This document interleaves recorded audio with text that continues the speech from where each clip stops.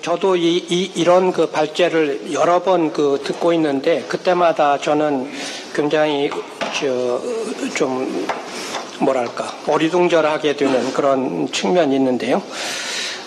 왜냐하면 우리 새정치민주연합은 젊은 유권자, 젊은 지지자한테 절대적으로 의존을 하고 있습니다. 그런데 이 패러독스는 우리 당에는 젊은 당원이 없습니다. 또 우리 당의 지지자들을 온라인으로 조직하려는 노력도 없습니다. 그런데 막상 선거날만 되면 투표 동전을 하느라고 정신이 없습니다. 아주 정말 모순이죠. 옛날 속담에 이 게으른 나무꾼이 설날 산에 간다, 뭐 그런 표현, 속담이 있는데, 평소에는 뭐 하고 있다가 선거날만 되면 투표 동전을 하려고 난리를 치는지 도저히 이해가 잘 안 가지요. 이게 당의 게으름이냐, 당의 무능력이냐, 아니면 이게 추진이 되지 않는 어떤 종류의 구조적인 요인이 있느냐 하는 것을 우리 두 분 의원님께 의견을 좀 들어보겠습니다. 다음 토론은 이인영 의원입니다. 앞에 두 분이 좋은 말씀 하셨는데 저는 조금 덜 좋은 말씀을 드리게 되는 것 같아서 좀 순서를 잘못 받은 것 같아요. 근데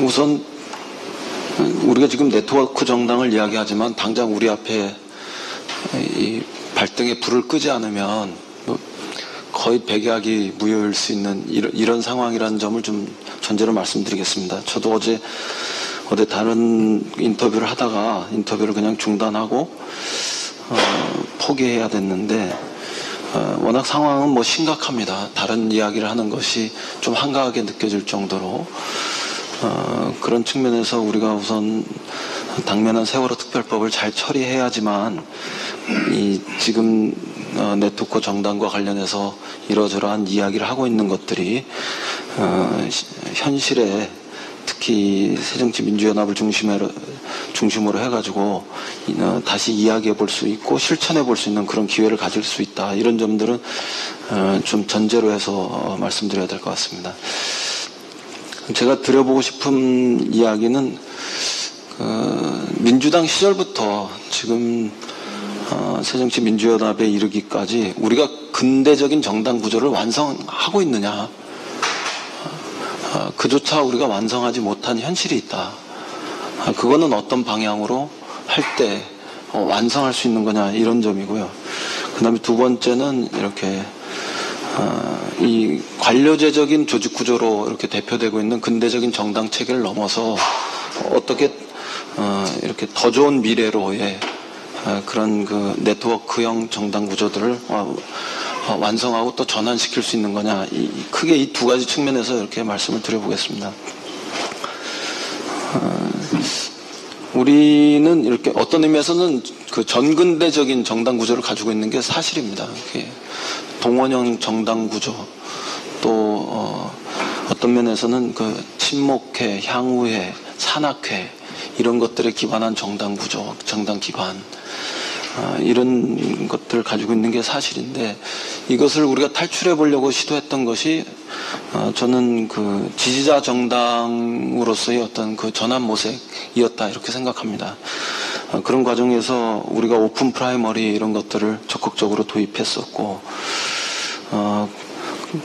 지금에 이르러서는 어쨌든 결론적으로 그런 전근대적인 당원 구조, 당원 구조에 기반했던 그런 정당과 또 이렇게 근대적인 정당으로서의 오픈 프라이머리가 가능한 이런 정당의 이중적인 성격이 계속 이렇게 혼재되어 있는 이 상황을 우리가 지속하고 있다. 이걸 어떻게 더 근대적인 정당 구조를 완성하는 형태로 나아갈 거냐. 저는 새정치민주연합이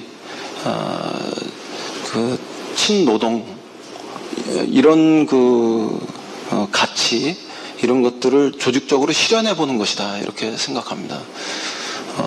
향후의 기반 조직, 이런 부분, 또 산악회 정당, 친목회 정당, 이런 부분들은 일정하게 한계가 온 게 사실입니다.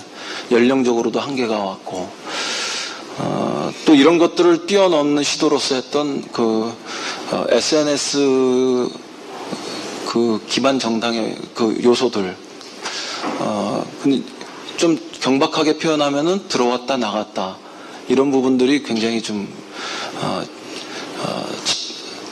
뭐랄까 이렇게 자유롭게 일어나고 또 이렇게 항상적으로 안정화되어 있지 않은 이런 단점도 있습니다. 근데 반면에 유럽에서 있었던 근대적인 대중정당 체제들, 특히 노동조합에 기반한 이런 모습들, 이런 것들을 우리가 도입할 때 상대적으로 안정적인 당원 구조 이런 것들을 확보할 수 있는 거 아닌가. 저는 이런 점들을 우리가 좀 생각해 봤으면 좋겠습니다. 그래서 노조, 노동자 이런 부분들이 우리 당의 전체적인 지배적인 주력이 될 수는 없겠지만 일정한 퍼센테이지를 가지고 참여하는, 그리고 그것이 의사결정 과정과 정책결정 과정, 그리고 심지어는 선거에서 출마하고 또 당선되는 이런 과정들에 일정한 포션을 가지고 참여하고 정착하는 이런 과정들을 우리가 시도해보는 것이 어떠냐, 이런 생각이 듭니다. 그다음에 두 번째로 관료제적인 조직 구조를 넘어서 네트워크형 구조로 이렇게 좀 전환하는 과정에서는 저는 새정치민주연합이 사회적 가치를 실천하는 정당으로서의 자기 모습, 이런 것들을 좀 분명하게 할 필요가 있겠다, 이렇게 생각합니다. 지역에 기반한 정당, 그것을 토대로 하는 정당, 지구당 정당, 이런 거 못지않게 취미, 기호, 계층 이런 차원에서 광범위하게 생기고 있는 어떤 사회적 가치를 실천하는 이런 정당의 모습을 갖추는 것.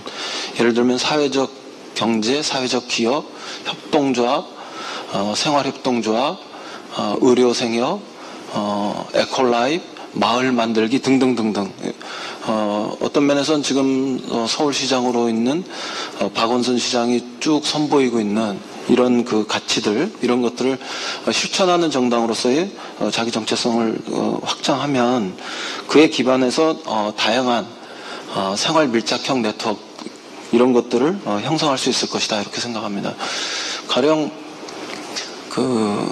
생활협동조합 이런 것들, 지난 시기에 민주당은 연청 이런 것들이 있었다면 앞으로의 새정치민주연합 이런 부분들은 생활협동조합과 함께하는 이런 전국적인 생활협동조합 이런 네트워크와 함께하는 이런 시도를 해볼 수도 있을 것이다. 지금 이미 있는 아이컵 생협이라다 등등 이런 부분들이 아니라고 하면 민주당을 기반으로 하는 생활협동조합을 전국적으로 만들어낼 수도 있다, 이렇게 생각합니다. 이런 것들을 해내면 생활에 기반한 이런 네트워크형 이런 정당 구조로 좀 더 전진할 수 있다, 이렇게 생각하고, 제가 지난 1년 동안 지역구에서 몇 가지 이렇게 시도해 본 이런 사례들도 좀 있습니다. 시간이 걸려서 소개하는 건 생략하겠습니다만 그런 시도들도 우리가 할 수 있겠다. 그리고 더 나아가면은 지금 유승찬 대표나 아니면 문성근 대표께서 말씀하시는 그런 시도들을 동시에 같이 할 수 있지 않을까, 이렇게 생각하고, 두 분 말씀하신 것과는 좀 다른 그런 이야기들 그렇다, 그 두 분 말씀이 맞다 하더라도 이런 부분들은 지금 여전히 우리가 간과하기는 어려운 이런 측면들이 있다, 이런 측면에서 좀 보강해서 이렇게 말씀드렸습니다.